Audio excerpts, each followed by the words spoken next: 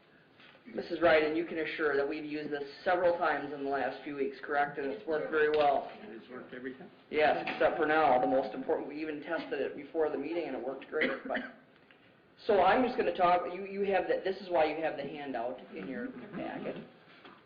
Boy, that's disappointing. It's somewhat embarrassing. There it is. See, it pays off. Well, I'll leave it there. Okay. So we are here to talk about the technology plan for 2012 through 15, and on your list it says 2013 through 15 because only the state can require a plan that goes 2013 to 15 that begins in 2012. It's got to begin the July of 2012 here. So as we talk about the plan, what we have is the state template. So anytime we do the state technology plan, we're required to follow the format that the state sets. It is required for E-rate, and if you're not familiar with what E-rate is, probably about 13, 14 years ago, the feds, in order to try to get internet into schools, what they did was they created a program where schools could get discounts for their internet service, their phone service, etc. We fully participate in those discounts, and so we follow the state template because the state has to approve our plan, and we can go beyond that further at the local level, but for the state, what I'm showing you tonight, is how we do things. One of the nice pieces is that there's less filler in this plan than in previous plans. I've written plans for 3 different school districts now, and I will tell you that this is by far the best template that we've had. It is what I would call a skinny plan rather than a fat plan. We've written a lot of plans where there's a lot of information that I'm pretty sure no one ever looked at. And this template goes from about 50 pages of the previous ones down to about 12 for the state.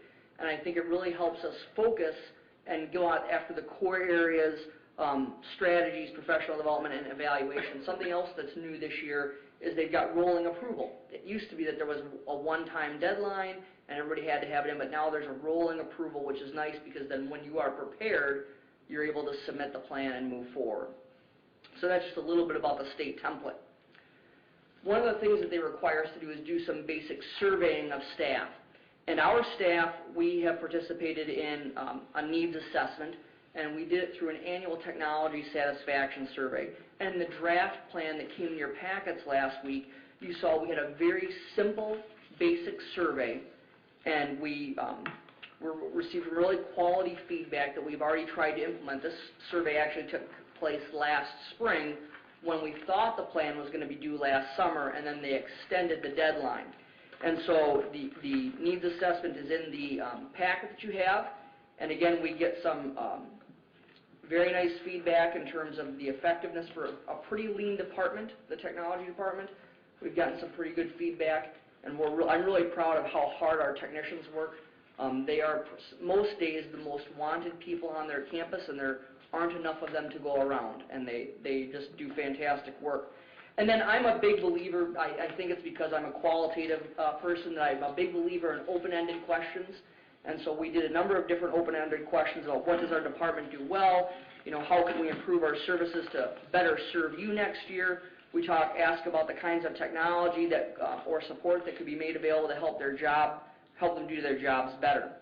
And so we highlighted a few themes that I'm not going to go through. I know you've had a chance to look that over, and if you have questions about that survey, we certainly can go into that. But basically, we take that survey data, we use it to inform us as we're beginning to write the plan with the District Technology Steering Committee, which is a really good cross-section. There's representation from each building. We've got administrators, we've got media specialists, we've got teachers on this committee. And this year, because of the plan, we're actually meeting once a month, just so that we can keep going through and making sure we're all on the same page. So unlike the past, what we are adopting is an opportunity to adopt some broad goals, because this is a 3-year plan, and they started out, used to be 5-year plans. Well, now, even with 3-year plans, technology is changing so fast that what we want to be able to do is write broad goals that we believe target education, instruction, and the way that we do business as a school in order to be able to continue forward. On an annual basis, then, we're going to take those broad goals, and much like we do with the school improvement plan, we're going to adopt a school improvement plan style process to develop annual measurable goals that we're able to look at compared to these broader goals. I almost liken these to DPAC style goals, if that makes sense. So our first broad goal is that very simple, technology will be reliable and accessible. Our second goal is that the district will research, recommend, implement, and support technologies to personalize student learning and assessment. We know that that's a huge tie into PLCs. We know it's a huge tie into response to intervention, an item you're hearing more and more about, and I know we'll hear more about in the coming months. And goal 3 is for us to take and utilize technologies that will make the administration of the school district more efficient. We are trying to always streamline the tasks that we have to do to run the district so that we can make those more cost effective and so we can make sure that more of our dollars continue to go into the classroom. We already know we have a very high rate of our budget that goes directly to classroom instruction. One of the top in the state, as you recall from the levy campaign this fall, but we're always looking, as an old 4-H'er, we're always looking to make the best better. And so we continue to look at those pieces. So when we look at those broad goals, there are 3 logical goals that every school in the state should use. I mean, who would argue with that we want technology to be reliable and accessible? Who doesn't think we should be personalizing our instruction and our assessment? And of course, we need to be responsible to our taxpayers and make the routine things that we have to do on a daily basis more efficient. So when we look at strategies, and the strategies, because I've got a rule of so many words on a slide, I did not write all of those, but if you take a look at the strategies, these provide an additional definition for the Technology Steering Committee. And they really provide some flexibility in determining annual direction based on broad goals. If we think about when the last technology plan was written in 2007, smart boards were really just on the scene. And yes, there was a goal in there about model classrooms, but no one had a clue of how fast they were going to take off. The last technology plan the iPad hadn't even been rumored yet. And we're seeing that less than 2 years old revolutionize the way that schools are considering how we're going to deliver content and personalized instruction. And we'll have a little, Dr. Richardson said teaser, I'm going to say we'll have a little trailer here later for, it's not an actual trailer, but it'll be me. I'm not nearly as entertaining as Mr. Coudray, but I'm doing the best that I can. When it comes to that district technology, more reliable and accessible, that first goal, what we're really trying to do is adopt strategies that allow us to replace equipment in just the right time. So we are trying with our desktop computers and laptop, those kinds of things, we try for a 5-year cycle. We rarely get there. The computers right behind us here in these 2 labs, they were 7 years old when we retired them last year. They are on their last legs. We got our money's worth out of them. We actually still have laptops in elementary schools that are entering their 10th year of service. And while they are not as reliable as they once were, our media specialists with the new wireless networks in those buildings are plugging them into the walls because the battery won't run anymore, and they're still able to use them for basic pieces. We try not to throw anything out. We're experimenting with strategies now through a really cool thing called Chromium OS, which is based on Google Chrome, that we think are going to be able to take 5- and 6-year-olds' computers and make them as if they were new again, only able to browse the web, but many students in classrooms, browsing the web is all they need. We've got some pilots going with that. In fact, we're using that at the middle school as we speak this week. Matt Nahaba, one of our technicians, is installing that, and we're trying to use that for some work with Study Island, which is a remedial tool that they're using at the middle school. So we're really trying to get the life out of every piece of equipment that we have, but at the same time we know that when people get frustrated is when equipment doesn't work or it's not reliable or they can't trust it.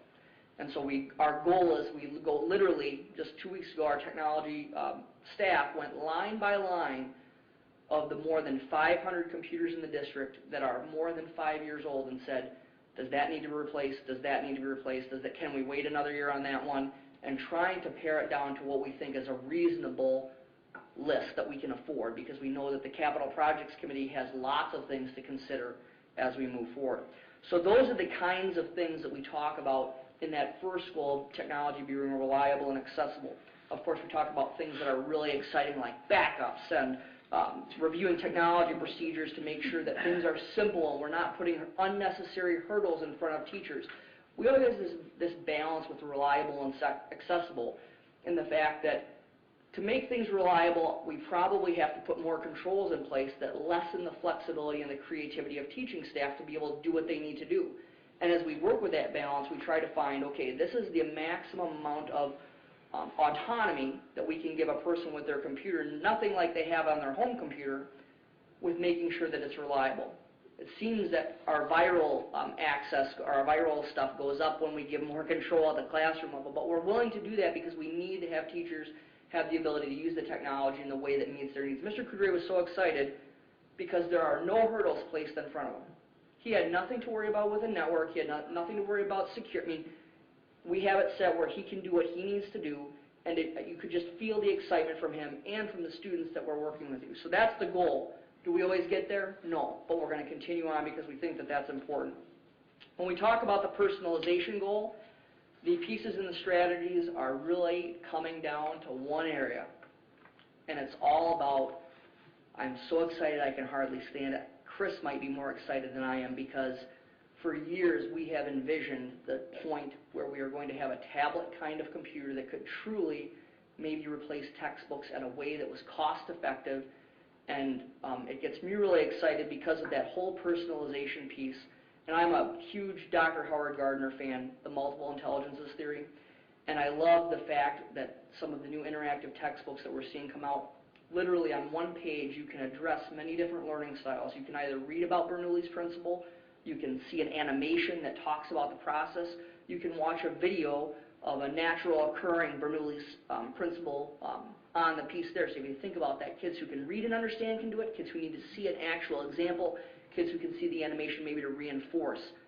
That is pretty cool stuff, and it really excites us. So our goal with this personalization piece is to keep the District Tech Steering Committee on its toes, that we need to be constantly reviewing what is coming out, being reasonable and rational, because we do not have a money tree. I've been trying to find it in all the courtyards, and there's just not one there.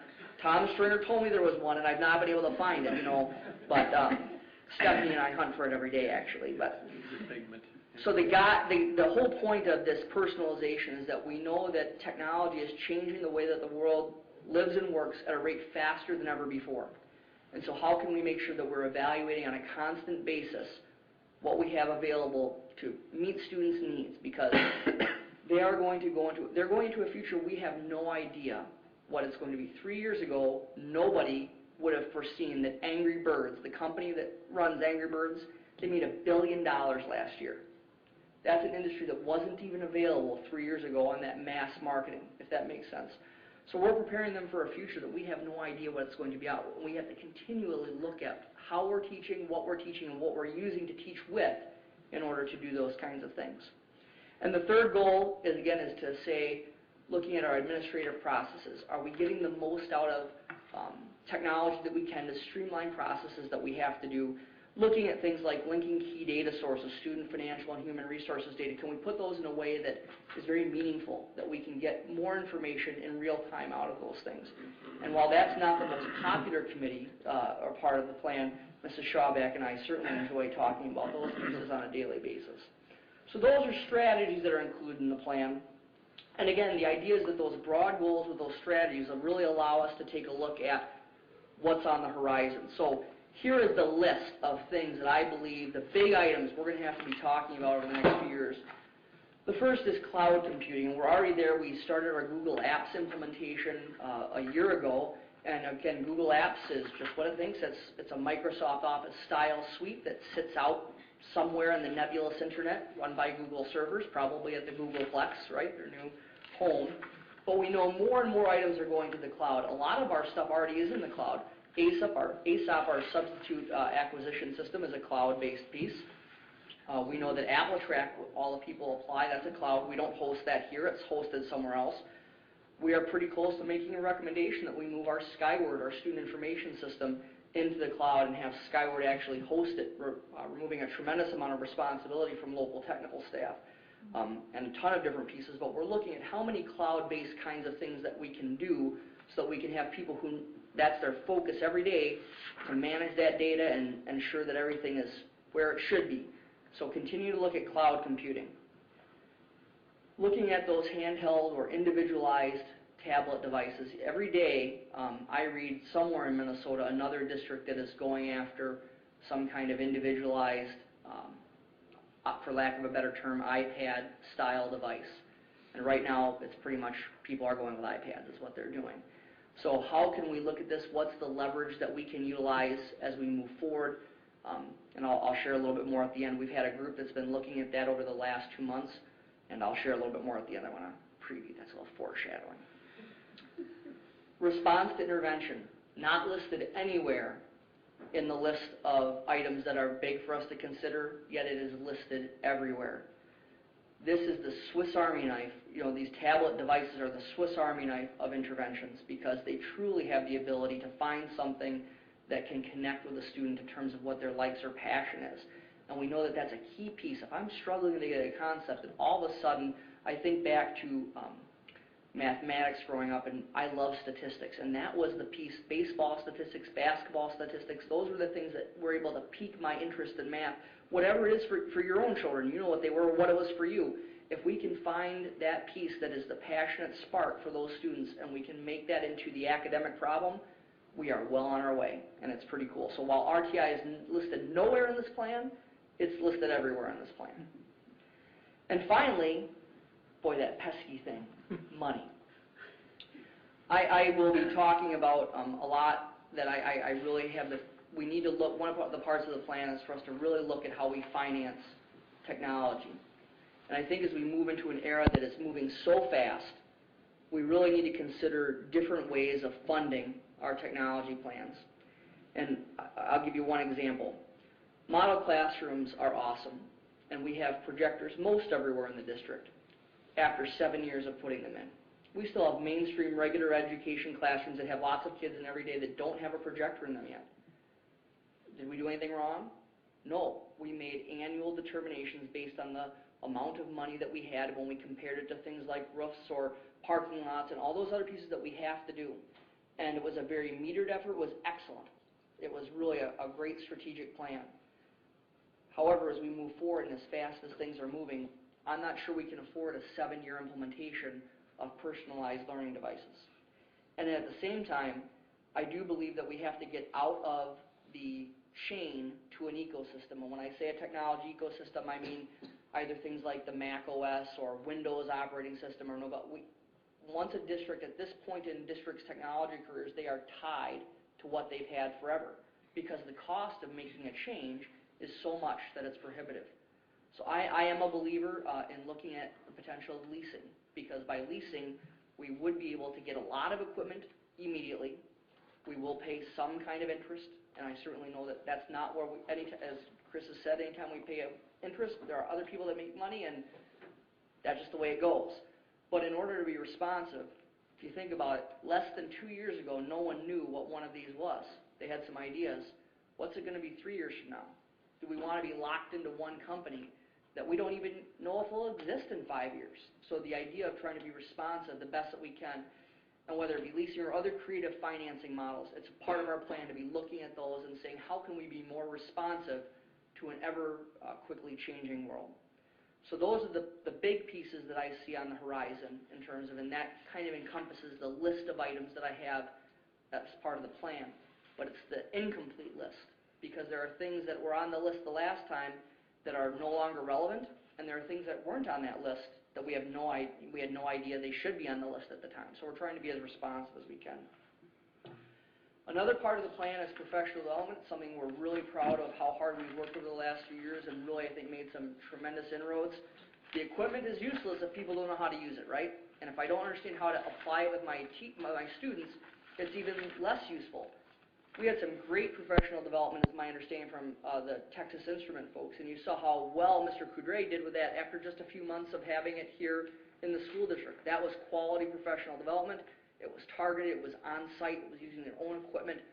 We know how to do this well, and so we have 5 or 6 different areas that we look at. Our tech boot camp will be in the 3rd year this year. We continue to grow the number of people that are there. We continue to grow the number of in-services that we offer during that week. If you recall, it's a week-long conference with, last year I think it was like 25 or more sessions that people could choose from. We call bite-sized training, and this is very laser-focused during the school year pieces. Amy Sieve at our middle school has stuff scheduled now through, I think it's the end of April. Every other Friday they have a quick in-service about a particular topic. So a couple of weeks ago was a new email client that, again, 20 minutes, you can come in and you can walk away with a skill that you can use today. 2 weeks ago was Eric Sandberg from our high school who went to the middle school to talk about social networking and teachers using Twitter to communicate with their students, a very successful piece that he has done. a number of different pieces like that are scheduled. Mrs. Messer has been showing automated Skyward gradebook quizzes. Those kinds of bite-sized training that we're trying to get at the school level that I know, oh, every other Friday we must have some kind of tech class. I don't know what it is, but I'm going to go down there. And that's what we want. We want it just to be in the forefront of people's minds. Thanks to our curriculum and staff development folks, we had an entire day on January 16th where we were able at the school level to offer several sessions in a mini tech boot camp kind of fashion, and that was very successful. We had excellent feedback from staff on that. We're hopeful to continue to do that as we move forward. Just lay out the Motto was, if you've got 3 minutes or 3 days, we've got training for you. So it might take Microsoft Excel 2007 and break down all those skills into 100 different videos. So if you wanted to see how to sort, using, that's something that you struggle with, you can watch a video on all the different ways that you can sort or filter. All those different kinds of pieces, and you can stop it and rewind it. It's really cool. It's a pretty meager cost when you compare how many people have access to it. It's very cool. And then, of course, we always have what I call the hand-holding sessions, which are individualized. So somebody calls and says, Matt or Cindy Samuelson or Nate, can you come and help me with this particular piece of software because I'm trying to use it with students and I really want to make it effective. We think we've got a professional development plan that hits all the different sizes that people are interested in. It hits the different modalities. If you're social and you need to be with people, we've got something for you. If you are a high flyer and I just need this particular piece, we have recorded training for you. We're trying to hit all of those different things that we know are quality adult learning styles, because teaching adults is different than teaching students, and we take into account those strategies that we need for adults. The last part of the plan is the evaluation, and we are going to take the evaluation that we did last spring and we're going to expand it. The District Tech Steering Committee this spring is going to be developing a core set of questions that we believe will stand the test of time. And so those are the questions we'll ask on an annual basis and be able to use that to gauge our progress on the plan. These graphs they mean nothing. They're just really eye candy, but I thought they were cool because I did this whole presentation on the iPad. It was the first time I ever developed an entire presentation on it. I thought that was pretty cool chart mode. So the other piece that we'll do is that in the plan you'll see we have a sample, basically it's a check sheet to say when the District Tech Steering Committee says over the next year these are the things that we plan to do. We have a list of what's the project, who is the lead on it, when does it have to be done, who else needs to know about it, and what are the things that we might need to make sure that that's successful. We develop that, usually will probably be developed in late March, and that will be the guide for our summer and for the school year. Most of our stuff gets done over the summer, though summer is seeming shorter and shorter all the time with the things that we're putting in. So those two pieces of evaluation, the annual how are we doing kind of survey so we can track things over time, and that annual very tangible and accountable, almost school improvement style, this is what we plan to do, this is when we plan to do it by, this is how we know we'll be successful, we think is a strong evaluation model.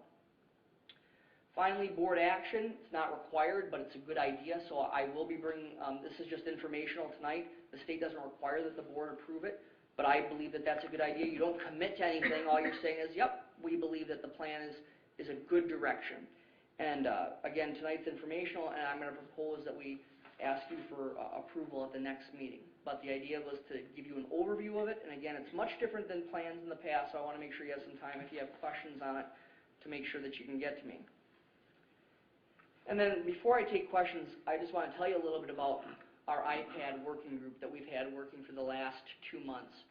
We had more than 40 people sign up to volunteer for this particular committee, and we met every time that we've had a board meeting over the last 2 months. We've had an iPad working group from 3:30 to 5. Once I told people they weren't actually getting an iPad, that number of 40 dropped to about 35 because they didn't realize they weren't going to get an iPad with it. But Heather Ryden and I have co-chaired this committee, and we have worked over the past several months to try to help bring people to a place where they could make a recommendation. And they got there today. I'm not ready. I need to do some refining of it and get it back out to them. But really what they did is we really did some informational pieces, talked about what the iPad is, what are the different kinds of pieces of how it can help address the items in the classroom that we've been looking at. And then in the middle of it, the big announcement came that Apple had signed, just like it had with its iTunes kinds of things, all the record labels, it signed the 3 big textbook publishers in the nation to digitize textbooks. And they got the 90%, these 3 companies govern 90% of all the textbooks in the nation. That was coupled with the U.S. Department of Education challenging America's schools to have all digitized textbooks within 5 years. The last time we heard a challenge like that from the U.S. Department of Education was in 1995, when President Clinton said that he wanted to have internet access in every classroom by the year 2000. And it came pretty darn close to happening. And so this is one of those areas when the federal government says this is a goal, it's a good thing to watch, because I really do liken this to the internet revolution in the mid-1990s. So the group has looked at this over a period of we had, again, I think it was pretty evenly split between K4, 5, we had a group of K4 people, 5, 8 wanting to tie the upper elementary into the middle school, and then also a group of 9, 12 folks. So we'll be sharing more with you about that in the coming month, because they have a really aggressive vision of what this can do for students. And it is, I can hardly contain myself, because we are almost there, and it is something we have wanted for many, many years. And other devices have promised it before but could not deliver. But we think that we're at that point where these kinds of devices can. And it's amazing, because watch the newspapers, and if you get the MSBA board clippings, I don't know if you get those, but nearly every day there's an article from somewhere in the state about a district piloting, or a district going an entire, entirely with iPads for their students, and replacing textbooks and all those kinds of pieces.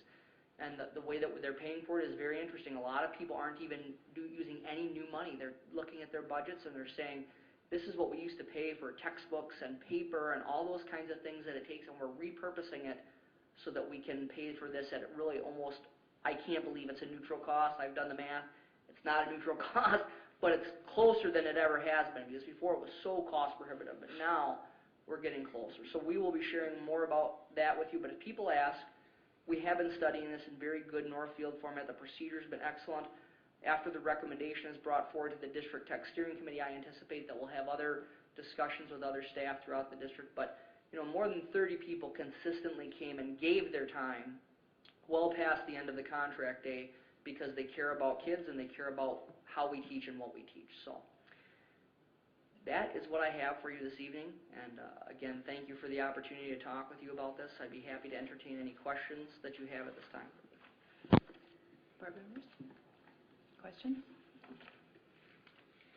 No? I would ask Matt, if the next time you make a presentation, perhaps maybe you put a little more spirit and emotion into it, if you would, please. I've never been accused of not being exciting, or excited, yes, or excitable. Great Thank you. job. Thank you. Other questions? Comments? Oh, Yes, Jeff? You're talking about the iPad, obviously that's Apple, but what other contenders are there in there, or would there be a spec for a particular device, et cetera? We are not quite there yet. However, there would be a couple, actually I would say there's one other contender, and that would be Android devices on the tablet. And the issue that we're seeing, because one of the pieces that we'd have is we could rely on a number of other school districts and the research that they've done. The big thing that kills all of the other devices is their battery life. That's another piece that's so exciting about the tablets, is that for the first time we actually have a device that can probably stand up to a sophomore in high school for an entire day. There are some Androids that we're seeing have 10-hour battery life like the iPad, but we're not seeing many of them yet. The other piece that we are concerned about with the Android devices is the fact that they do not have the scrutiny in terms of the apps that the App Store through Apple does. Pretty significant. You've probably read about how they've got some pretty tough standards at the App Store. We're already seeing tons of Android viruses. And the last thing we need to deal with is another whole thing of, does everybody have virus protection on their Android device? And it's different at home. Remember, something that you've got at home is different than what we have at school. But that's one of the reasons I'm really intent on looking at how can we lease, because the old model was you got into Apple or you got into Windows, and that's what you had forever. Be darned what was coming out that was any better. And so by trying to have that kind of piece, we wouldn't be locked into one thing. I have not seen a school district yet adopt anything but the iPad, though I've been watching and I've Googled and I've been trying to get news about it, and I really believe it's because of two things. I believe it's because of the stability that we're seeing on that device as opposed to any of the other devices, and I think it's also the fact of that battery life is so significantly better from what we're seeing of people being tested. But we will be looking at all those kinds of pieces as we move forward. That's why we said tablet-style devices. I think that At this point, we've been exploring mostly the iPad because of the work of other school districts and the things that we're seeing there. The other piece is the textbook thing is a huge piece. We've not seen a, shockingly, you would think that the Kindle would be a great option. But Amazon, for selling all the books that they have, they do not have the connection to the textbook companies that Apple has developed at this point. And for us, that was a huge thing. That's what pushed this over the edge to where you saw a whole bunch of school districts say, we're ready to go now. And we're even hearing our neighbor up the road, Farmington, looking at budgeting next year for everybody. Now, that's a huge piece. I mean, I don't think we're going to be able to do anything like this in 1 year. But there are folks who are really pushing the envelope, and it's pretty exciting. So yes, we of course entertain, and again, long term, not just this, but we're looking at long term. How can we sustain an initiative like that for the next 20 years? And also, how can we make sure that we have the ability to get the best price that we can because we're not locked into one system over the other? They know at the end of a 3 or 5 year cycle that we could have a chance to go with an entirely different vendor. I realize that leasing has a whole other lot of issues. All I'm asking is that we take a look at it. I know that iPad is nice. I mean, that is the Cadillac product, but I'm wondering, if there's a Chevy out there somewhere. I think it's right now probably, I would say it's Cadillac and I'm going to get myself in trouble here. I'm going to leave that one alone. Yes, we will, of course, consider all those other things. Other comments or questions? Julie? I just want to thank you, Matt, for the work you do in making sure that the staff gets trained. And I know Doing the best we can. We can do Yeah, more, but we're on the right route. it's really wonderful that they have the ability to not only learn, but then on a daily basis have the additional support they need is huge. We are overwhelmed with requests every day, and we all of them, and we don't get to people nearly as fast as we would like, but we have people who work their tails off and are really committed to their jobs, and so they're doing the best that they can every day. Thank you. You bet. It's a pleasure. Thank you, everyone. Thank you, Matt. I wanted to just say I was really appreciative at the strategy of being responsive but scalable and adaptable and then thinking about the economies. So, very nice. It's what we try to do. We'll see if we can make it happen. I think we can. Thank you. Thank you. All right. So, board members, we had one more item for discussion that was added. We are going to discuss the 2012, 2013, 2013. And we got one other piece first. Oh, we did one more piece We first. got one other piece Oh, first out of sorry. the table file. That's table okay, no file, problem. Sorry. Preview of proposed staffing and program enhancements. Yes. What I want to do is, this is, I guess, the second half of Matt's teaser. And I guess I just want to frame for you the fact that this is kind of coming together as we speak, but we've been thinking and looking at this now for a significant amount of time, and it's really begun to gel. And what I'd like to do tonight is just share a couple of thoughts for you, just so you can begin thinking about it. Then we'll be looking at rolling out pieces for you to talk about in greater detail and think about in terms of actually operationalizing for the coming year. I think if we go back and we think about this last decade, and we look at the team of Northfield administrators and curriculum and staff coordinators, Heather, thank you for being here, teachers who've made some extraordinary strides, I think what we need to look at is how far we've come in the last decade. If you think about the fact that really over the last decade, really we've established and implemented K-12 curriculum improvement processes. We actually have curriculum guides for every curriculum area. We have embedded state standards at every grade level in every subject area in every course. It wouldn't have to go back much beyond a decade, and the concept of curriculum in Northfield was every teacher taught whatever they felt like teaching. And when they did curriculum development, they designed curriculum for their own classroom and didn't even share it with their colleagues who were the other second grade teachers. So we've made a huge stride there, and again, the folks that deserve the huge credit there are Heather and Amy and Lisa, who were involved in that process over the last decade to really create a process that was very, very substantial, really forced them to take a look at what was the best out there, really forced them to think about how do we get the standards embedded, lived with the fact that the standards were a moving target and have changed multiple times, and that as part of the process you really have to create those. The other thing that's been part of that is we have been able to purchase a significant amount of new textbooks and supplemental materials, which you saw tonight with Mr. Coudre's Inspires. We've seen technology purchases, we've seen textbook purchases, we've seen all kinds of materials purchases. But again, the concept going away from where we've been before is that we are now buying textbooks and materials based on the curriculum guide, not the other way around. And that's huge.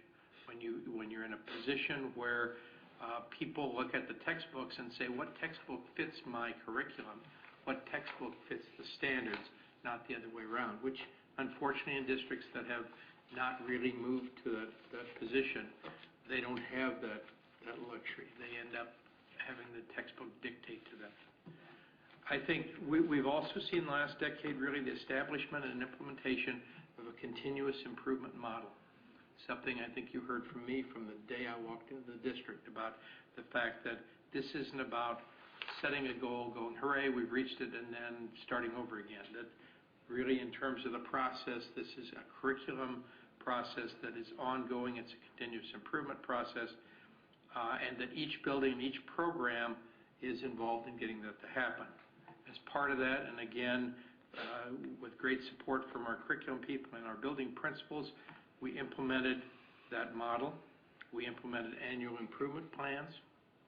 We implemented the concept of SMART goals, initially with that process to say what goals really would help us to know are we making progress toward addressing needs. And we created the concept of an annual progress report so that we could share back to the board, how are we doing?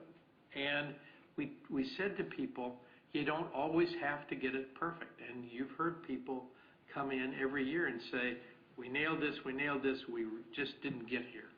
And we're going to try something new and different.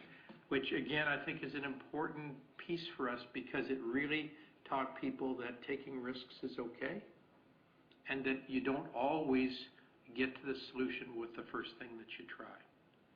Now in the last several years, we've really taken that and ramped it up a notch. We've really moved to training our staff and implementing data-driven decision-making. And if you think about, again, where we were a decade ago, and you talk to staff members about what's data, don't really know how I'm going to put that into use. Now, I think if you talk to any staff member, they know the data that they're looking for. They're looking at all the different kinds of assessment data. They're looking at how that assessment data helps them to know where their kids are. They're looking to see, does this data say, these kids really got it and we can go forward? These kids need some additional support. These kids really need some additional support and may need a different strategy. We've really moved that piece, and using the Viewpoint data management system, we've also created that data warehouse that we need. So we really have all the data collected in one location and people are able to access it. And again, that's been a really positive part of the process we've done. Obviously, one of the premier things, and you heard Joel talk about it, and you heard Ray talk about it tonight, and again, the work of our curriculum folks, the work of our building principals, the implementation of professional learning communities, involving every teacher in every building, in every program, in terms of professional learning, and really understanding the sense of collaboration. Is it perfect? No, it's not perfect. You know, we have some PLCs that are significantly farther along in the journey than others. But they all understand what they're there for. They all understand the need to set goals. They all understand the need to work on essential learnings and try to figure out what are the essential learnings that occur in each course or at each grade level. And they all understand the concept of formative assessment.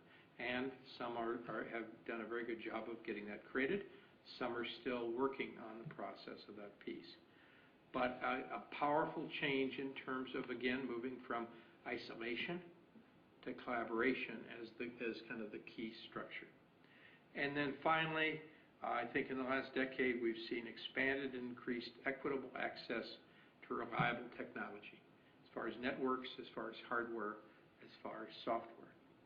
And even though we've allowed both the evil empire and the good empire to operate simultaneously within the district, I'd say, you know, when we think about our ability to address reliability and access, we're light years ahead of where we were just a decade ago.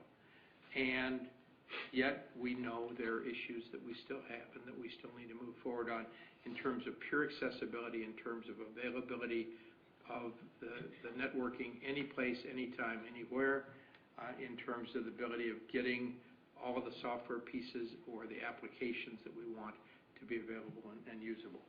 But we've made a huge amount of progress. I think we're poised at this point to think about the next big steps. And really, I think we're poised there because two things have happened. I think we've positioned ourselves educationally, and the work we've talked about, and I've just talked about with you, is the key there. The fact that we have PLCs in place, that we have a data-driven decision-making process, that we have a data management or warehouse system, that we have a rock-solid network and reliability and accessibility for technology, that we have built on a model of continuous improvement is positioning us to move forward. And I think we're there in a position of strength because we're in probably the best position financially that we've been in a long time. And we are positioned to be able to move forward with the dollars that we need to begin looking at doing the next big steps. At the same time, that's also been, if anything, the piece that has held us back, because really for at least the last 8 years I've been here, we've constantly been struggling with how do we find enough money to do the things we need to do. And I think our strategy, instead of beginning to spend some dollars on things we need to spend it on, we have made the determination to try to just add additional things to everybody's plate. And I think as we think about the position of staff, the position of our administrators, the position of people that do the jobs, there's a huge amount of stress on folks. Now, I used to have a good friend that said, I'd much rather have somebody, burn out than rust out. But I do realize at the same time that, there's a level of stress that people, it begins to be detrimental to the ongoing good operation of the system. So as we think about kind of the next steps, we know there are really three kind of core things that are going to need to be happening in this district in the next couple of years. And there's going to have to be, I think, some core thinking about additional staffing or modifications of staffing to make that happen. The first area, I think, where we're really going to see the need to address the process is we're really, I think, at the cusp of being ready to take the last big step in terms of the school improvement process, and that's response to intervention, RTI. If you really think about everything we've done up to this point, the building of SMART goals, the working on essential learnings, the working on formative assessments, all is leading up to how do we deal with a situation when a student isn't learning? How do we intervene and support that child or children so that they can do the things that they need to do? And how can we also support those students that got it on the first shot and are ready to do other things? And right now, because of the way we are structured, it is difficult to take that next step because we really aren't there in terms of the intervention. If you think about how we work with professional learning communities right now, we do a lot of accommodation. We do flexible grouping.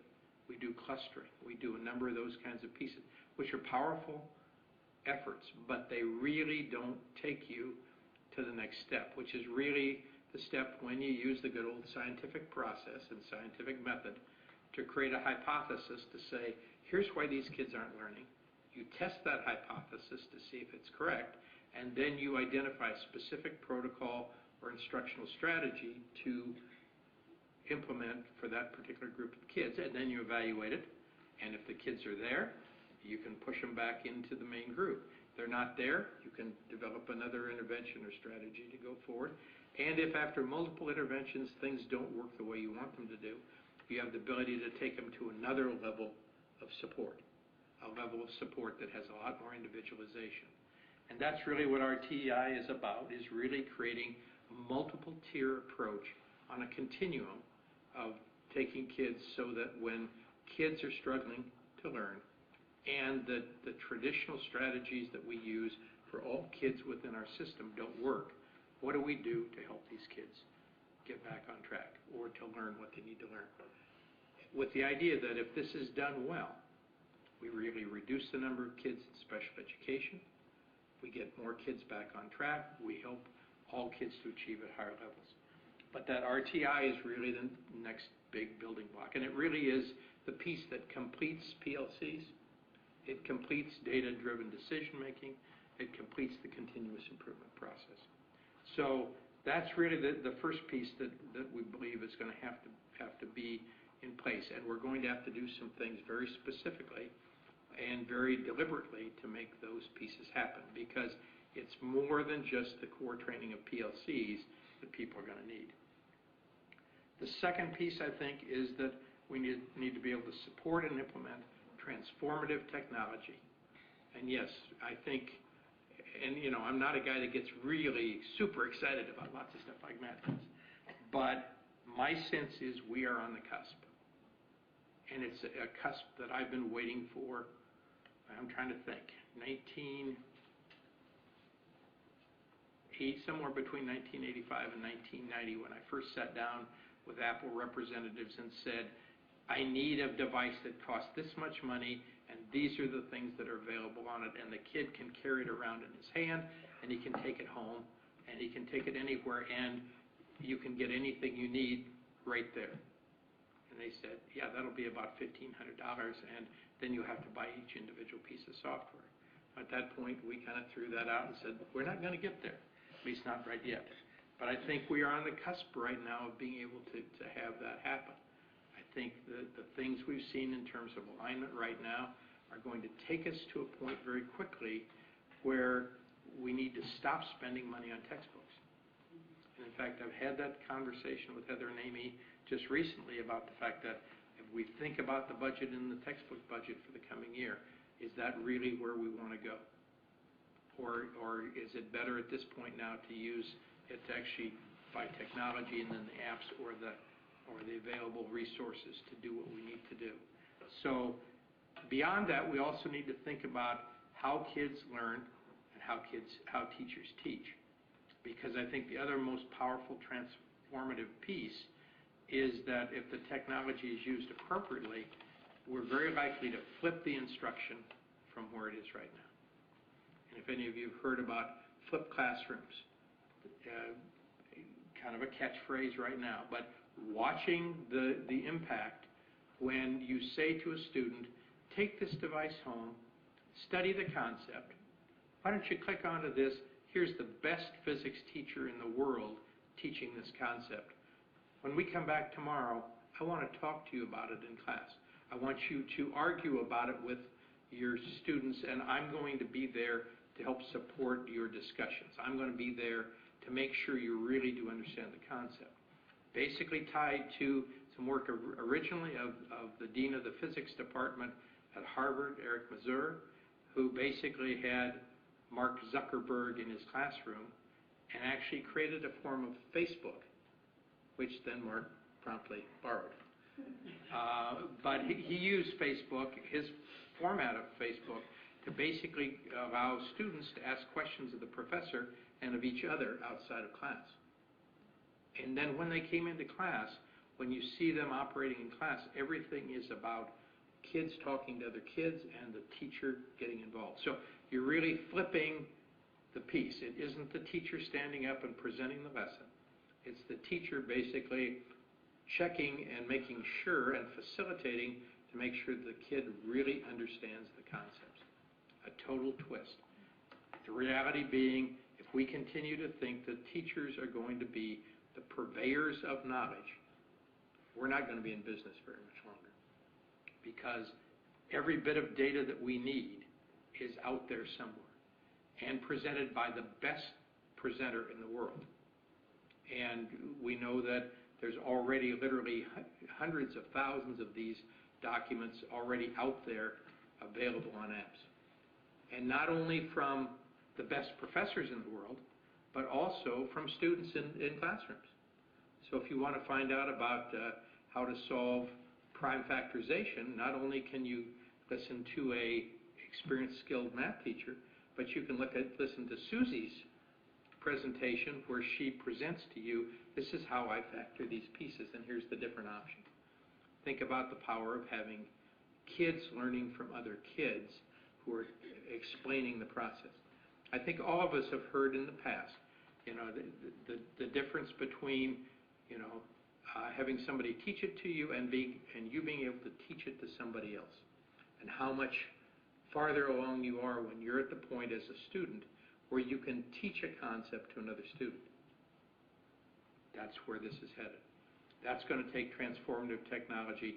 That's not what we have right now, but it's where we could go. And I think that's a piece that we're really going to ask you to do some serious thinking about, because that's going to take dollars in the form of the hardware, software. It's going to take dollars in the form of the wireless networking to make sure that everything is connected. And it's going to take the training pieces to really train teachers to teach in some different ways than they've been used to. Now, what you heard from Ray tonight is very much, in a piece of it, exactly what we're talking about. He's sending the stuff out to the kids, and then his piece is listening to the kids' answers and pinging back and forth in terms of what's right about your answer, how does this make sense, whatever. A much more powerful way of learning than simply memorizing information. I would say most of us are products of the Jeopardy generation. I'm really good at remembering facts. I'm really good at trivia. But the reality is, what we need is not so much people who can remember every single thing they ever heard. We need people who know where to find the information and know the process to solve the problem. So that's a real shift and change, and a piece that I think we need to address. And then the third piece really is actually coming to us from outside, both at the federal level and the state level, is the whole process of how are we going to supervise and evaluate staff. And we're going to see a sea change in that piece too. Right now, principals are on board to move to that process within the next year, teachers within the next 2 years. Not just evaluations every few years, but evaluations every year. Not just evaluations that are cursory, but evaluations that really prepare that teacher and help that teacher to learn what are the things that they could do better and how they could do it better. And what we know is that's going to take a huge amount of additional time that isn't on anybody's plate right now in terms of process. So if we think about kind of the things, we've come a long way. We've got a lot of the building blocks in place. There really are kind of as I see, 3 core pieces. RTI is the final kind of cornerstone or cementing piece for the continuous improvement process, transformative technology, and then really the support we need so that we can make our best teachers better and our teachers that are still working to get better also better. So what is this going to take? Well, the first piece it's going to take is some rethinking about how we spend dollars. And there's several areas that we're going to be proposing to you over the course of the next month or so. One is rethinking the curriculum instruction and staff development coordination. We've done this with a TOSA and a half, 1.5 FTE. We believe moving forward that we need to move that position to an administrative level position. Somebody that's on a 52-week contract, somebody that's available through the summer, somebody that's going to be available to and has the responsibility and authority to do all the things that we need to do in terms of curriculum and instruction. And in no way is that denigrating any of the work that Amy and Heather and Lisa have done over the years, because they've done yeoman work in terms of that piece. But we're just ready, I think, at this point to take that next step in terms of the process to really bring that to a level of similar importance to finance, to similar importance as HR, to similar importance as other areas.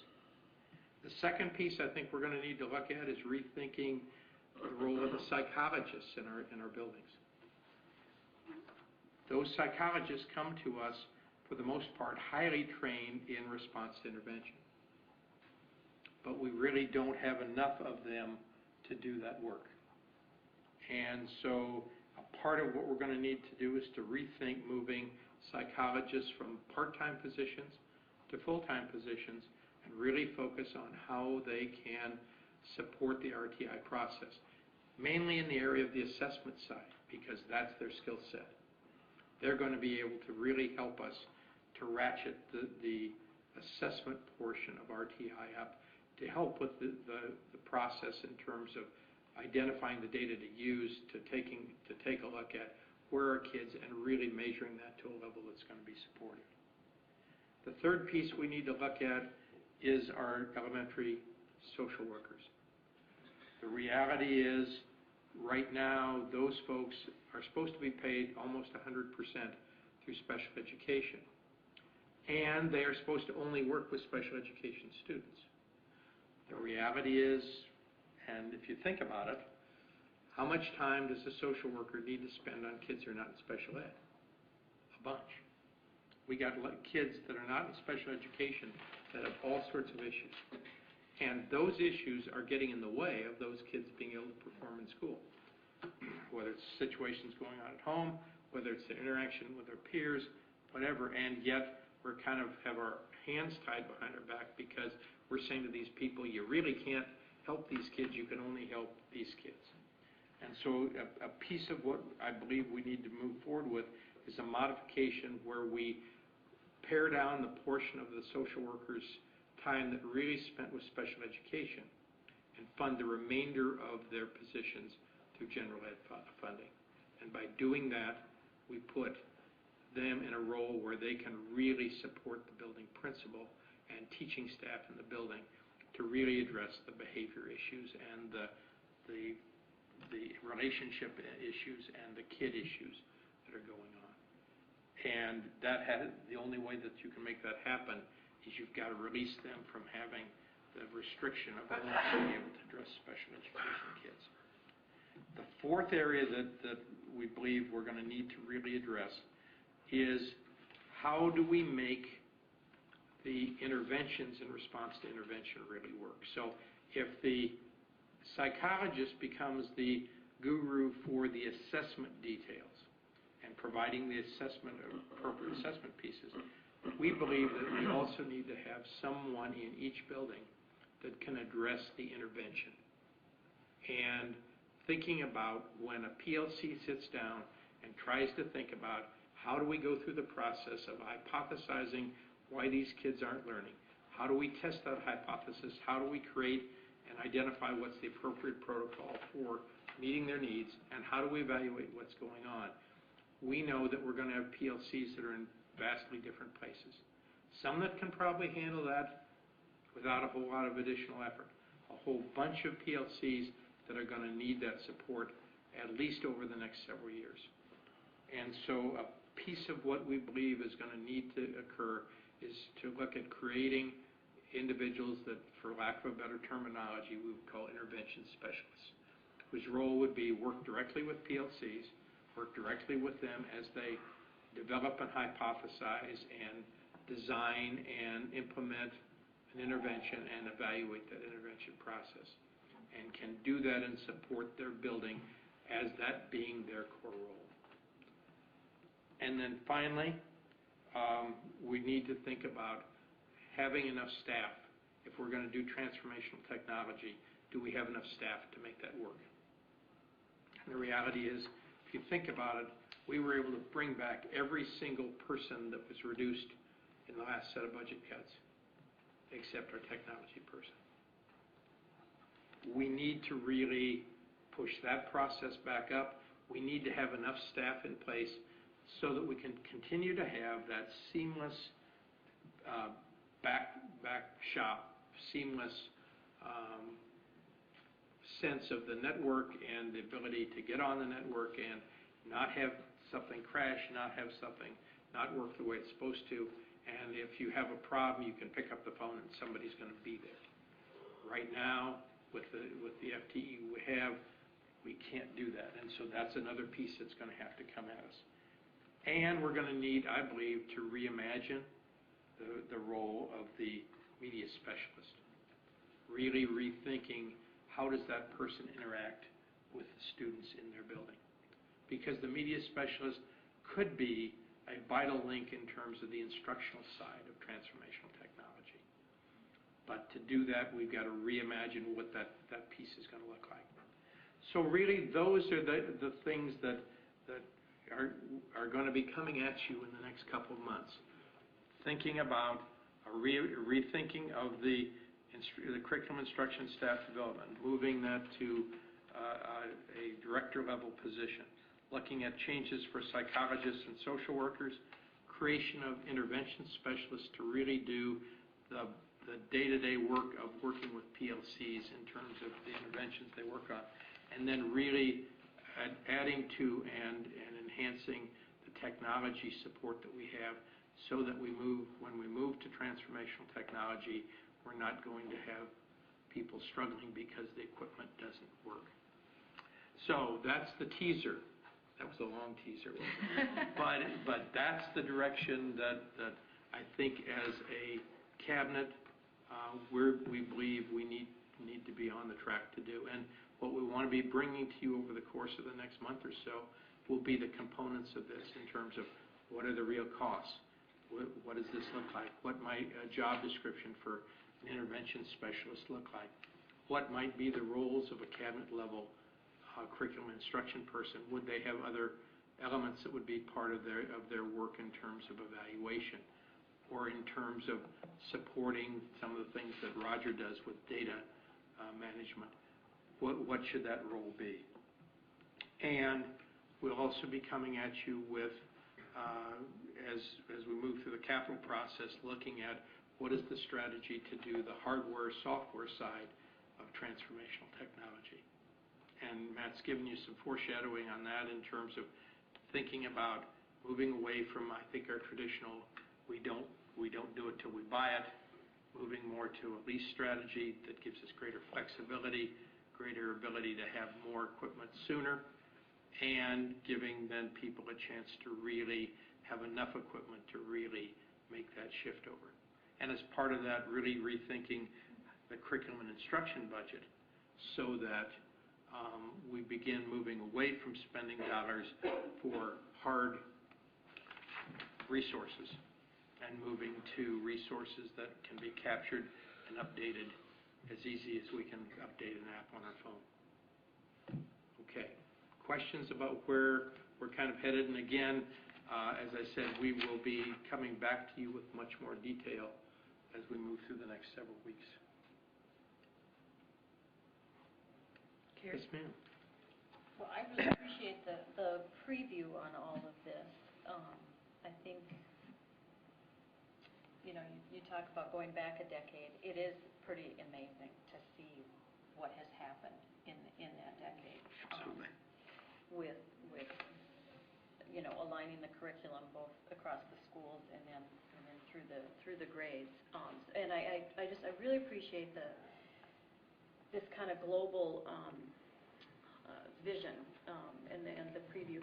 It looks like some of the things that may be needed here might be shifting existing FTE into different kinds of roles. Correct. But that there also may be a need to provide some additional FTE. You know, but I just, you know, I'm kind of scribbling here. Can this be paid for with that? And can that be, you know, absolutely. And that's what you'll be as doing. we look at it, we'd be saying to you, you know, if we move to a district level curriculum person, then if the FTE that's currently in place with TOSAs moves toward that, how much of that would that cover? If we look at moving social workers out of being funded in special ed, can the special ed dollars that are in social workers be shifted to psychologists? And then the covering is at the building level with support from the district. With intervention specialists, I think we need to think about, you know, how we look at maintaining on the long term literacy coaches and academic coaches. And does the intervention specialist become the key driver for those pieces, and to what extent are we going to try to maintain multiple pieces of that kind. With the technology piece, unfortunately, I only see one way to deal with that, and that's actually to buy that position back that we had to give up as we went through the cutting process. But yes, I would absolutely agree with you. There will be pieces where dollars will be shifted from one area to the other, but I would never want to say to you that if we're really trying to move toward the next big steps or the big picture, that it necessarily can be done at the same price, because it can't. Although I do think that long-term, a lot of this does become cost-saving. You know, with all the talk about RTI and how if you can catch students as they begin to fall behind, they never end up in special ed. And so, you know, when you track that over a period of years, you are going to save significant amounts of money. And more importantly, you're going to save kids, you know, give them an opportunity to be successful. And I think about long-term with the flipped classrooms, and I've read a little bit about that, seen more on the internet about that, that could become both more effective and possibly long-term cost savings kind of thing too. And then when you talk about evaluating staff, supervising, evaluating, making your staff be as successful as they can be, we have to do that to comply with the statutes that are coming at us. Which is the one part we've talked to the state about the fact that there's no way that what they're proposing can be done for the same cost that we currently have, because the requirements for the level of evaluation that will be required under the laws passed last year can't be done for the same staff. And that doesn't mean they're not good things to do, but they're not free. But they're not free. Yeah. Exactly. Yeah. Well, I just really appreciate the kind of global preview of where we might need to be looking at. Okay. Thank you. Okay. Other board members? So I guess we stay tuned. Stay tuned. Great. More to come soon. Okay. Thank you very much, Dr. Richardson. I think, as Carrie said, we have to look at doing things differently if we want to keep striving for excellence. Yes, but we have Matt's poster in his office that says "Think Different." Yeah. Of course, it's Kermit the Frog and Jim Henson, but it's whatever. So okay. All right. So okay. So that was our third item for discussion and report. And then the new one that we have added as well at our agenda changes item was to talk about the 2013-2014 school year calendars. okay. So I would like to, I guess, before I open it up for discussion, I think Dr. Richardson had one additional item you wanted to share about the House file. Yes, yes. Just so that everybody's kind of aware of where things are. You know, traditionally, as we did, we shared with you calendar options last time. The traditional response would be, we'd be ready at this meeting to approve a calendar. In terms of the actual board bylaws and any other things that really tie into when things have to happen, really it only articulates in the bylaws that you have to approve a calendar. But in our teacher contract, in Article 10, basically it says that we must have a calendar adopted prior to April the 1st. So we do really have some time. However, Danita gets calls on a very regular basis, maybe not daily yet, but close, and people are asking, when is spring break? When is the winter break? When does school start? We've had some interesting rumors floating around about when school might start, etc. So know that as we go into this process, if we aren't ready to decide tonight, it's not the end of the world. But at the same time, there is a sense of urgency that we need to move through this process. The other thing that's happened is within literally the last day or so, we have have now got on the agenda, I believe it's for tomorrow morning at 8:15 in the House Reform Committee, a bill that basically... Education, yeah, as opposed to reform school or something like that. In the Educational Reform Committee, basically a bill that is House File 2325, being introduced by a representative from the Orono District. And in that, basically, there's a significant modification of the current calendar law. If you remember, the calendar law right now says unless you have a learning program or a flexible learning year that's gone through specific authorization process and, multiple pieces and the approval of the commissioner, et cetera, you may not start school before Labor Day. The rewrite of the law basically wipes all that out. It basically says a district may commence an elementary or secondary school year before Labor Day, except it shall not hold a school day on the Thursday and Friday immediately preceding Labor Day, period. Days devoted to teacher workshop may be held before Labor Day. Districts entering into cooperative agreements are encouraged to adopt calendars. And then it strikes out everything else in that statute. And it's effective for the 2012-2013 school year.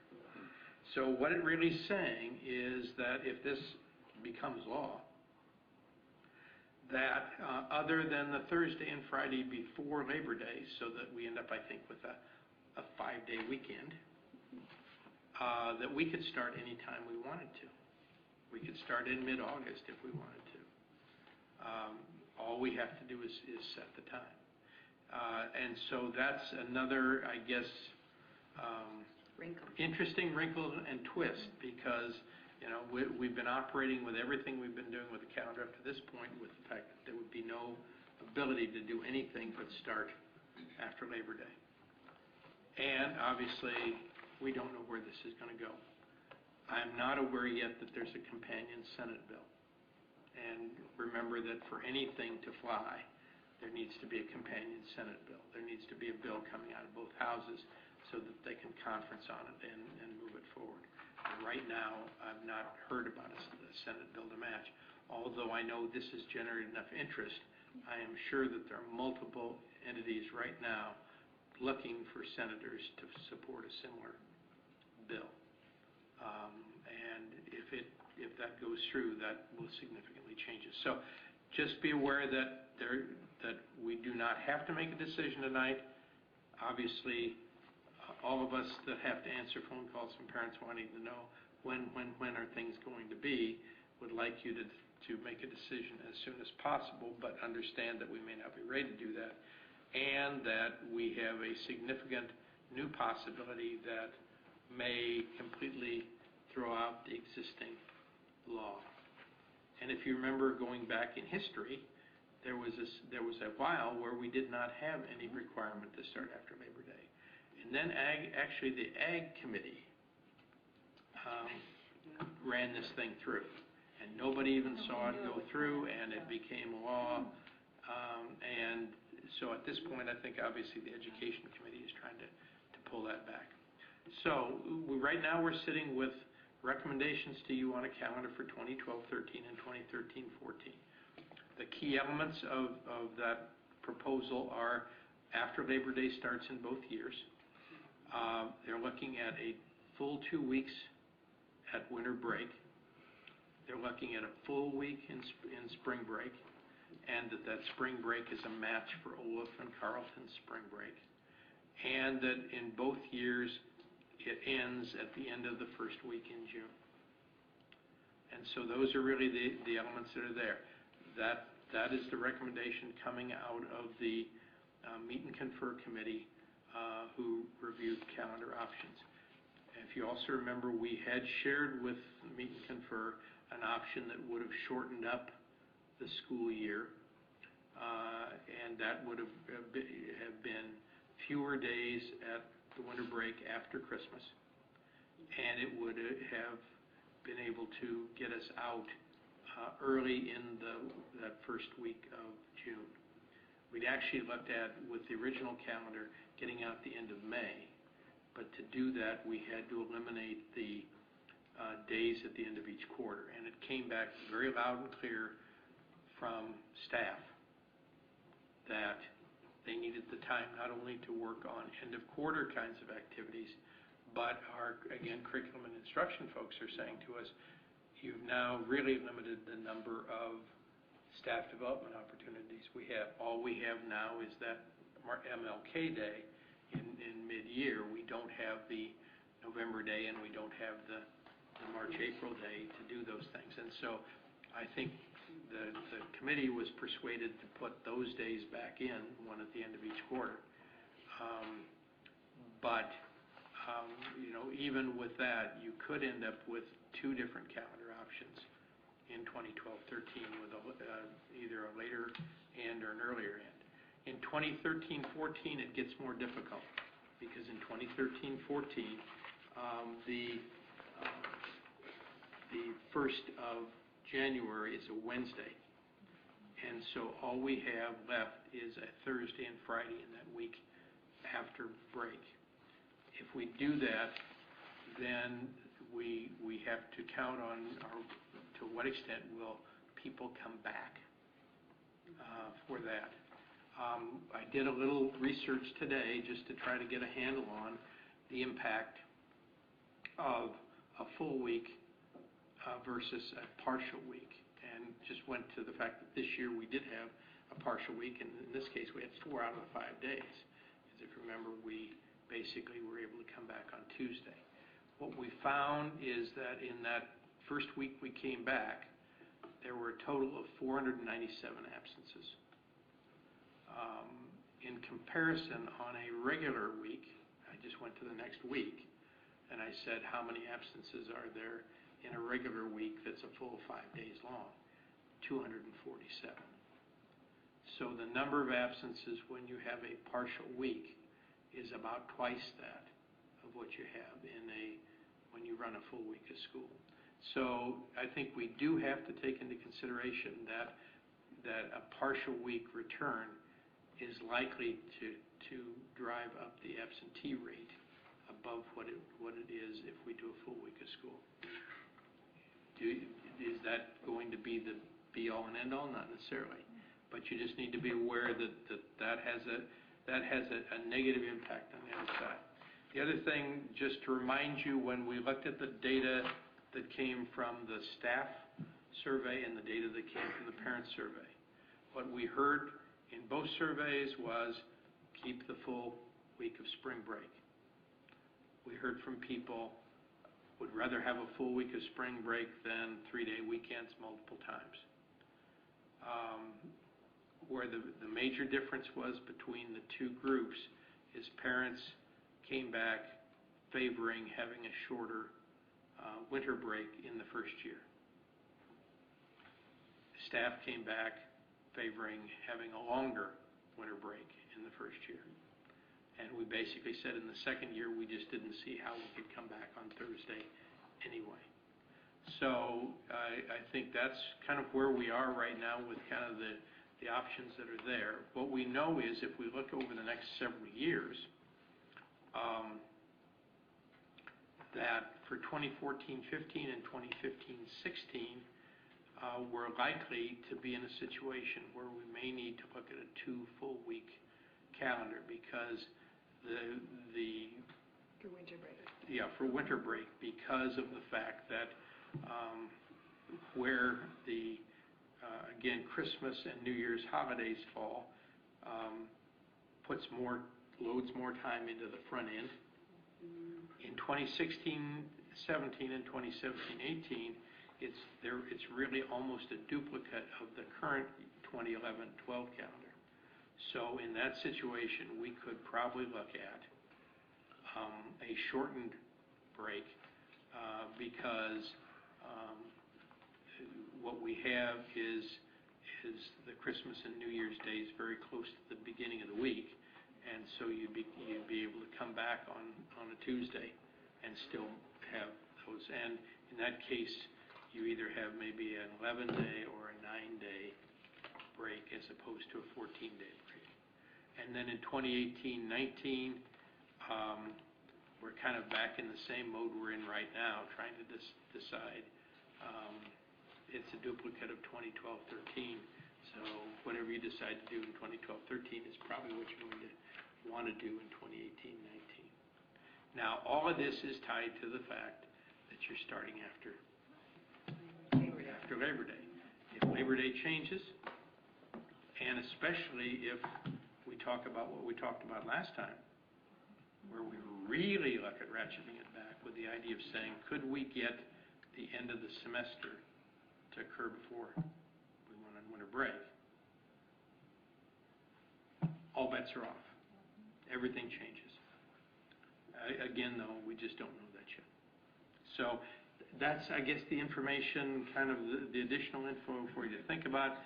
I think your options at this point are to continue to move forward with the two calendars in place and approve them. You could make a choice to only approve one of the calendars, maybe only to do the first year, and say we're not going to do the second year because we want to see what the state does. You could determine to modify the first year and do something different with it, because although the Meet and Confer Committee makes you a recommendation, as a board you still have the authority to make the determination as to what's going to be there. You have to determine what the political ramifications of doing that are. Or you could make a decision to say, maybe we want to wait and see if this calendar thing has legs. Because maybe we really want to, if it looks like it has legs, start generating some calendars that would play off on the idea that we would not have to start after Labor Day. And again, at that point then, however, Danita will need to be her usual very, very skilled self in terms of sharing with community members, trying to create an alternative calendar that can be approved by the state. That may not be necessary if this bill goes through. But to clarify, Jeff, April 1st is when we have to April 1st for by contract is when we have to be able to tell teachers when the start and end dates are going to be and when the breaks are going to be.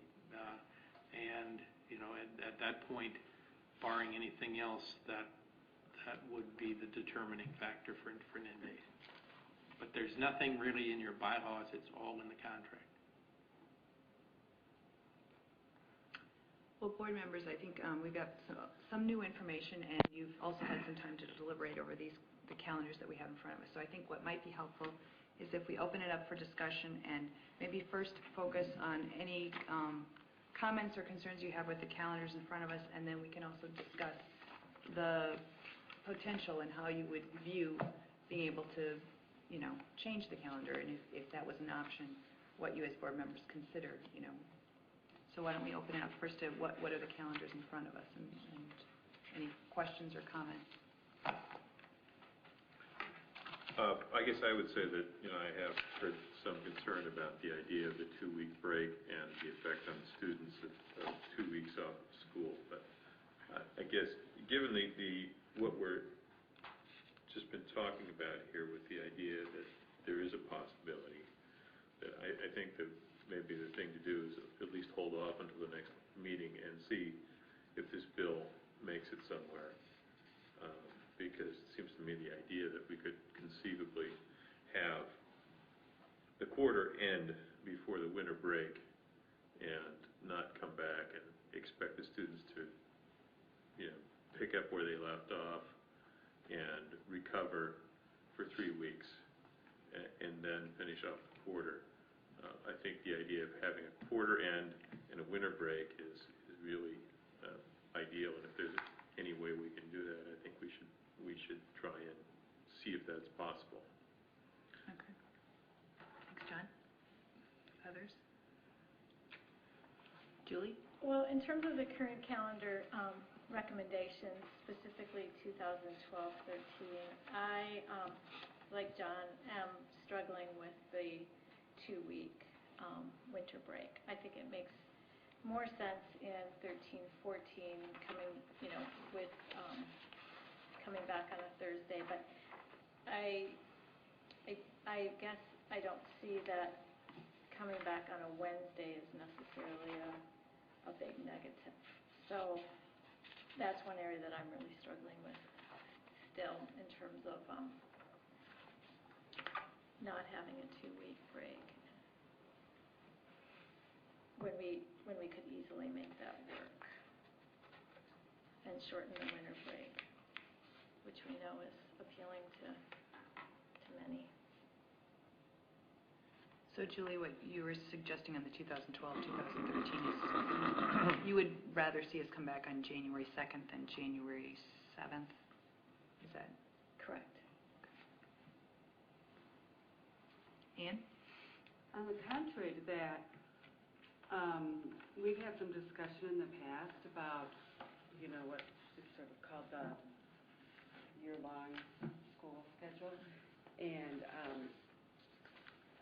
I think that there's some pretty good research to show that that huge summer break can be detrimental to retention, learning, sort of takes the kids totally out of the loop of school. And that having a little shorter summer break, and we call it year-round school, which it really isn't quite, that model doesn't really mean all year round. Pedagogically, I think Please remind people it doesn't mean everything. Exactly. But that to have,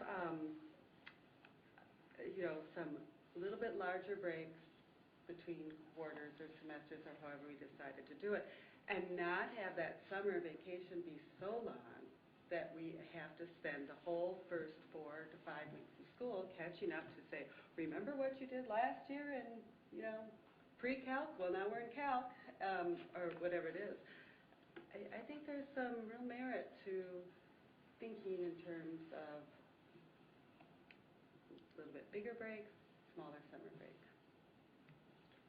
Well, then I would argue, and I'm not arguing for it, but I'm just saying there's a lot of people that say, we love that long summer break. So I think, within that, maybe there are, if some laws change and whatever it is, if we go ahead and somehow take care of the 2012-13 and see what changes, maybe not to do 2 years in a row. I don't know the pro and con of that. How often did you do 2 years in a row at other districts? I have done it probably 5 out of 31 years. So, not a huge amount, but I mean, I've done it in some other districts where we've done multiple year calendars. But,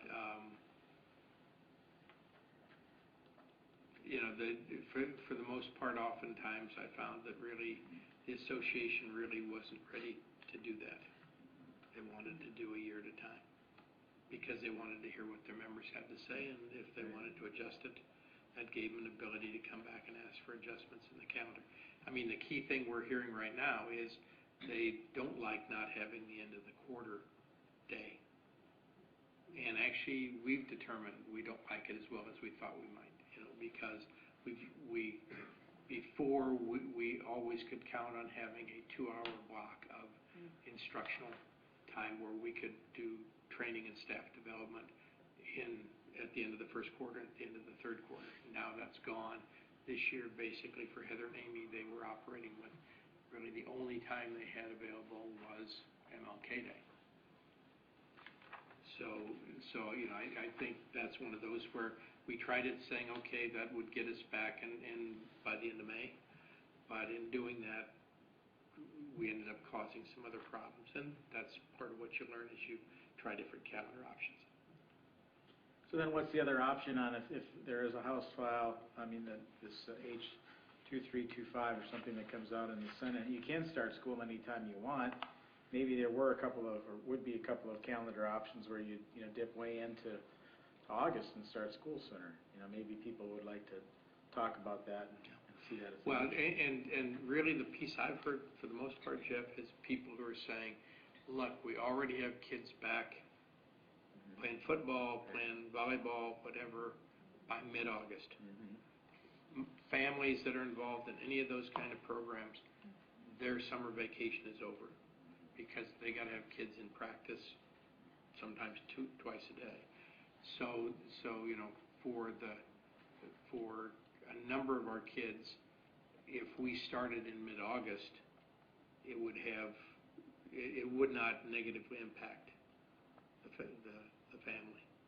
And with this 5-day vacation at the end of August, beginning of September, you still got a chunk if you want to do the long weekend or one more shot at the cabin or whatever else you might want to do.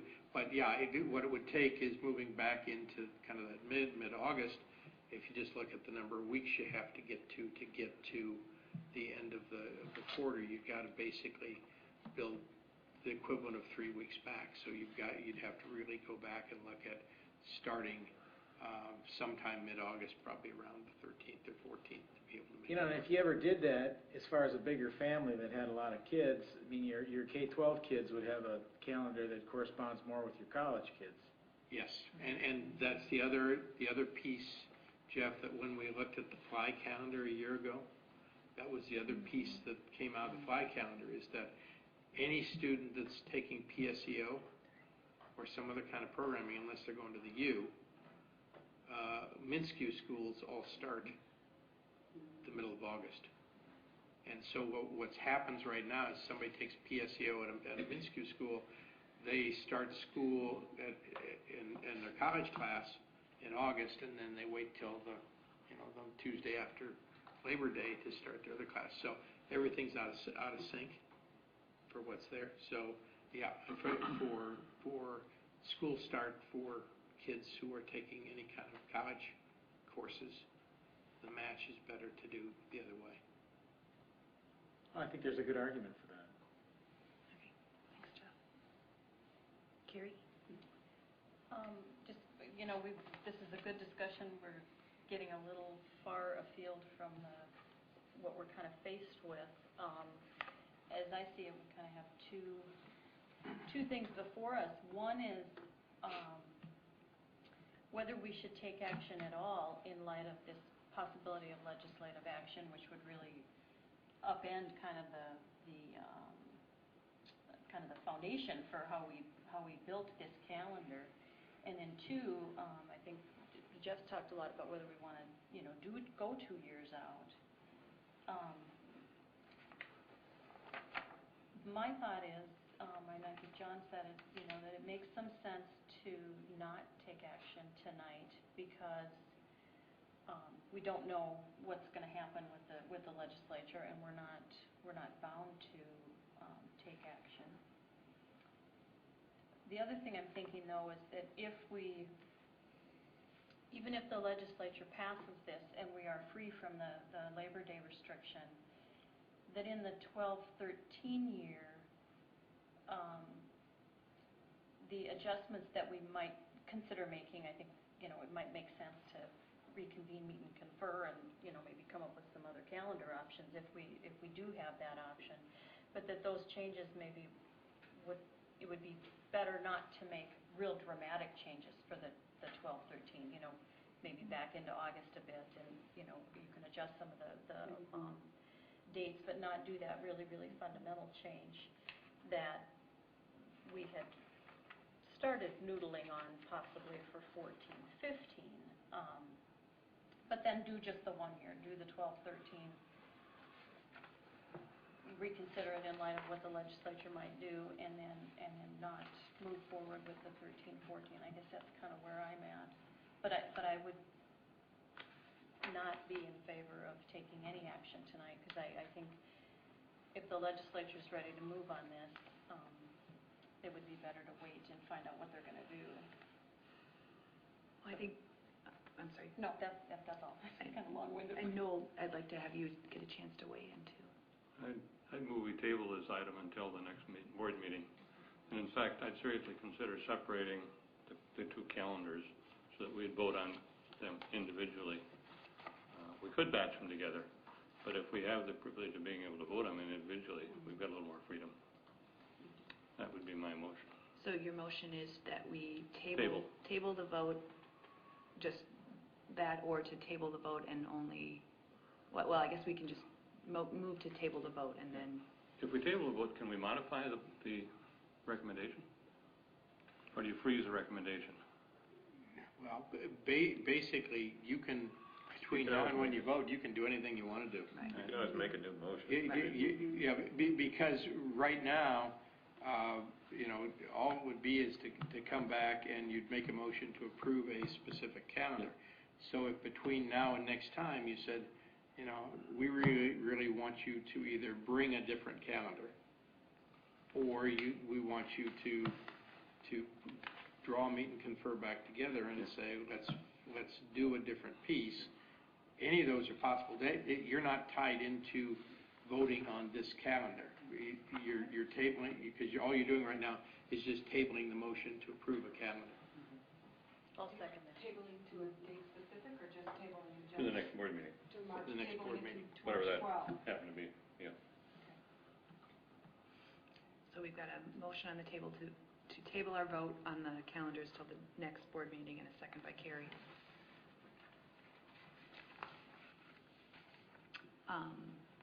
I guess in terms of discussion before we vote, I would want to ask Dr. Richardson if there are things you would want to know from the board members.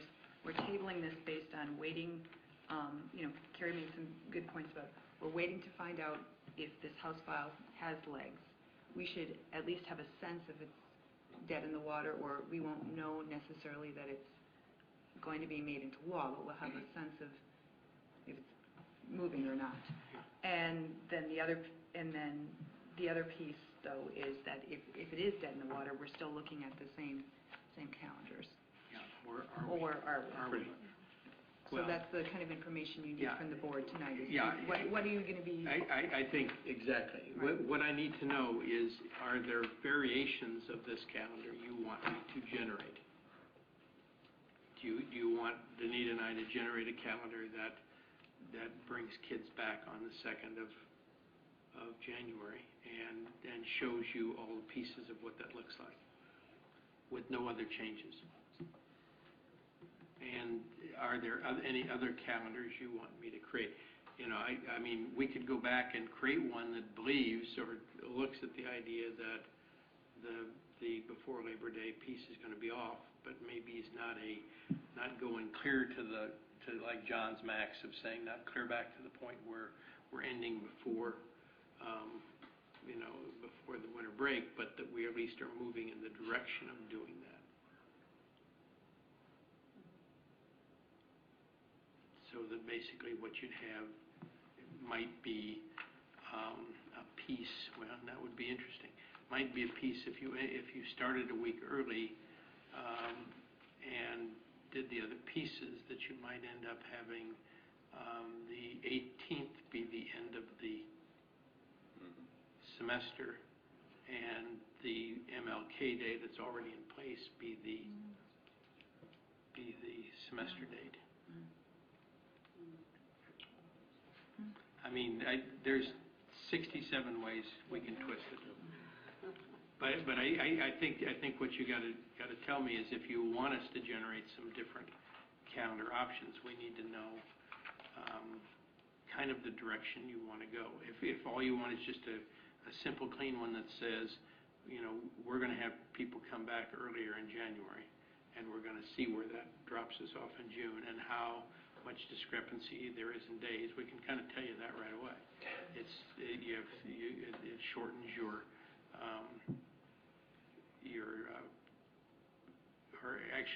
it lengthens your first semester by 3 days. It shortens your second semester by 3 days. You get out Tuesday the 4th is the last day of school. And, we can create that in about 20 seconds. Well, Danita needs more than 20, maybe 30 seconds. We already did it, remember? Yeah. Yeah, we already kind of played that out. So, that part's easy to do. If you want me to go any farther afield than that, then you need to give me some help in knowing how far and in what ways you want to go afield.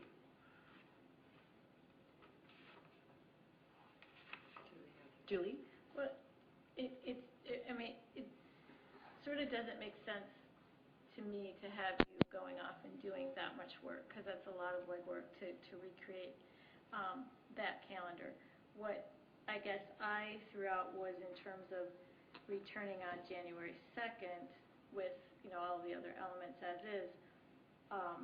And as I said, being conflicted on that, I guess I would ask if anyone else would offer their thoughts on a 2-week break versus a shorter winter break, if anyone has any other input on that. So Julie, just to clarify, you're saying don't look at the pre-Labor Day starts right now. Right. Just focus on the shorter winter break. Right. And then decide whether we move on that or or keep this particular calendar as is. And then 2013-14 just table. We would be voting on two calendars, or one calendar? Are you suggesting? Well, just to clarify, I was trying to get a sense for what, Chris, you were trying to say, if we're going to table this, that we would table something that we know would be more or less intact to approve if the House file doesn't move. The idea, if we make the adjustment that you're describing, we don't have to wait to see what the legislature's going to do. Right. You just do it. Right. Okay. So try to simplify that. So I mean, as I said, that would be a simple modification, and at that point, then, if I come back with that as a proposed calendar, then you can either vote it up or down. I guess I would add one thing to what Julie has said, is that one of the other things I've heard from people is that Northfield is one of the few districts in the area that doesn't take President's Day as a holiday, and maybe as a potential option for us to look at and decide whether we want to approve. If we're going to take those 3 days off the end of the Christmas break, maybe we could also add on President's Day, which I think then ends it on a Wednesday instead of a Tuesday. But I think that's one of the options we might consider if we're going to adopt that as a calendar. Julie? Well, actually, John, I thought about that as well, but if you look at then the assumption I understand there's three out of 13, four 14, Mondays. Yeah, then we wouldn't take, there's not a natural fit 13, 14. So then you have sort of a year. Because Well, I guess I was really just looking at the 2012, 2013 calendar. No, I mean, I agree, because I thought of that as well, but then I wondered then, 13, 14, that assuming that we wouldn't really want to have kids come back to school on a Thursday, so there's a more natural sort of reason to go 2 weeks based on where the New Year's Day holiday falls, then that would eliminate that day in February for Presidents. So you're taking one day, 1 year, and then not be able to really repeat it the following. And then you sort of, people think, oh, we have President's Day off now, and then 13, 14, we'd have to really struggle to fit that day in there. I can see that. Unless we start in August. Right. No. I'd be curious to see a calendar that starts in August. Third week in August. Thank you, John. Good lead-in. Starts on the 19th of August, and for the first semester it would be completed before winter break. Can't do it. Not enough time. You don't have enough days. You have to start Yeah, you'd have to start August 8th. I think if you'd have to start. Particularly if the bill is that you'd have to take those two, Right. Yeah, the Thursday and Friday because off we before got Labor to take Day. the Thursday and Friday off You've got to start before at Labor least Day. August 8th. All right. So we have some guidance in terms of. Did that help, Chris? Yeah, I got some guidance. I guess I'm also hearing though is I'm thinking that given the confusion around whether things are going to change drastically because of this new statute, I'm looking at the fact that all I'm going to create are going to be 2012-13 calendars. I'm just going to not even go into 2013-14. Which we could always adopt And later. and then we'll just play out a couple different options for you. And I mean, we can send you option A, B, and C, and you guys can vote. You can pick one to make a motion on and approve it. See what you like. I mean, we can sure do a before Labor Day start option to show you what that would look like. But I think otherwise, it's going to be the current option you have, an option that leaves everything exactly the same, except it comes back on Wednesday the 2nd and ends on Tuesday the 4th. And then whatever this one is that really is kind of blows the doors off of it, because you've got no prohibition on it before Labor Day starts. Would that, do we need to do more than 3? No. I still want President's Day. And I guess I would have one question. Sure. Is, the process has been to work with Meet and Confer. And we want to be mindful of the, as a board, that we want to consider the recommendations, and we've discussed them. And I think looking at whether the board is comfortable with the longer winter break. But then the other piece is if the doors are blown wide open, is this something that we want to go back in terms of getting any sort of input from the association if this looked like went forward? I think if the statute changed, then we would. I think you'd want to, because I think there was actually quite a bit of discussion in Meet and Confer about the idea that if they could have started before Labor Day, they would have wanted to do something very different. Mm-hmm. But I think given the lock of having to start after Labor Day, then their option was to go with the longer winter break. So if all you're going to really fix is saying, we're not going to concur with the Meet and Confer, I don't think there's any reason to meet with them again to say, oh, by the way, the board's decided not to go there, I think. But if we're making a major change, then I think that's where we want to go, and hopefully we're going to have some idea where that's headed in the next couple of weeks. And I think the keys will be, do they push this through and get it out of committee so it could go to the floor? And is it going to get attached to a big reform bill, or are they going to try to pass it as just a separate bill? If it's going to be tied to the reform bill, we won't see it till the last day of the session. If it's not, if they just say, hey, we're going to just put it on, then I think you might actually have some sense by the second week in March as to whether it's headed somewhere or not. So, and then to clarify, we were talking about you said 3 calendars. 3 calendars. There's the one before us. That's the one you have. There's the one that Julie had suggested, I believe, it's the shorter winter break is the only change. And then the third one is the one that Noel had requested, looking at an Yes, at a really different calendar. Based on if the House files. And Julie's calendar number 2 basically is a start back on the 2nd of January, last day of school, the 4th of June. Okay.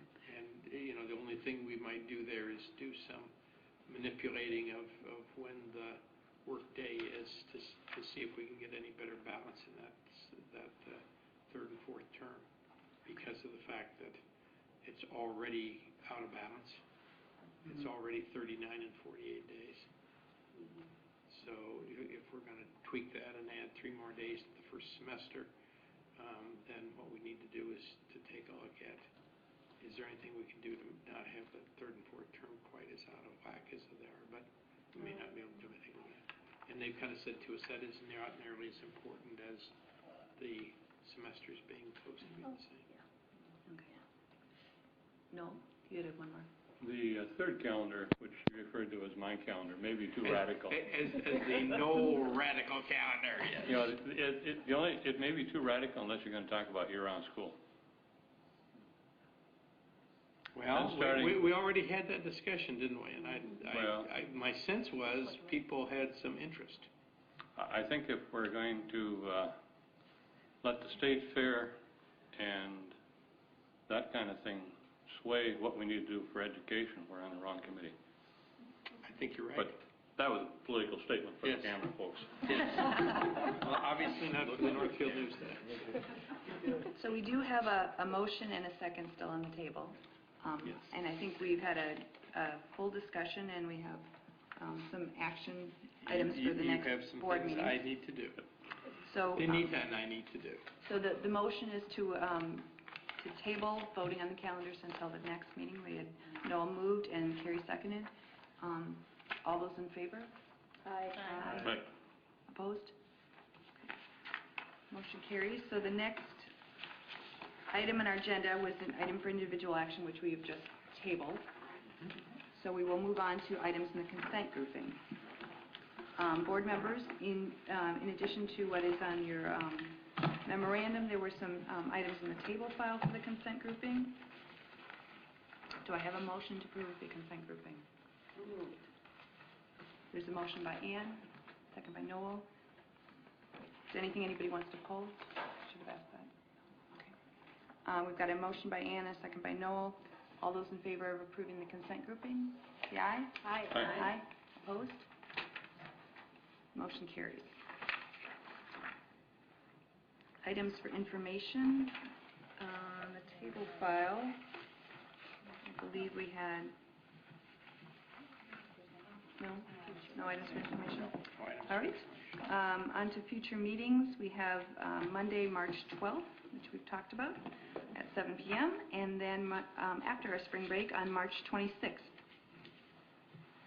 Now, I am looking for a motion for adjournment. Moved by Noel, second by Carrie. All those in favor, say aye. Aye. Opposed? Our meeting is adjourned.